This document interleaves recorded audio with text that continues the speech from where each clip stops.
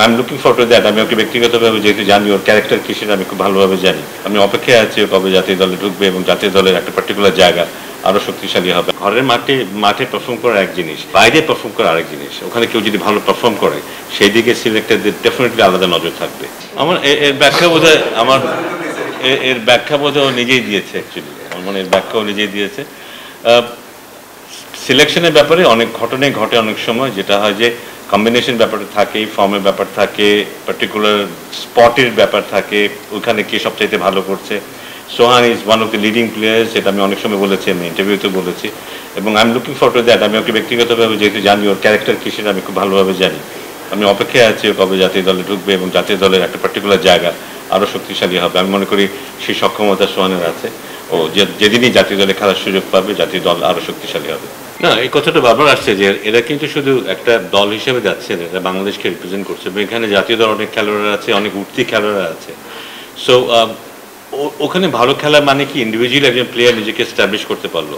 ওখানে ভালো খেলা মানে কি বাংলাদেশ সম্পর্কে মানুষের ধারণাটা আর একটু উঁচু হবে, কিন্তু এগুলো ব্যাপারটা আছে।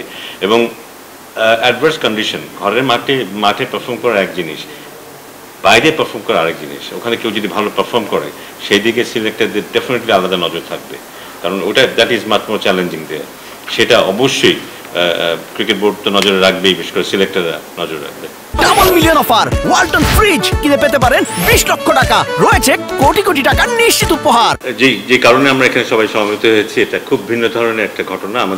আমাদের একটা দল, বাংলাদেশ থেকে একটা দল গ্লোবাল টি20 খেলতে যাচ্ছে, এবং এমনটা আগে কখনো হয়নি। সো এটা একটা নতুন উচ্চতায় নিয়ে যাওয়া আমাদের ক্রিকেটকে, ইন টার্মস অফ আমাদের দলীয় পারফরমেন্সের ক্ষেত্রে যদি আমরা বলি। রংপুর রাইডার্সকে অভিনন্দন যে তারা এই মুহূর্তের যতগুলি দল ছিল তাদের মধ্যে সেরা দল হিসেবেই এখানে যাচ্ছে, এবং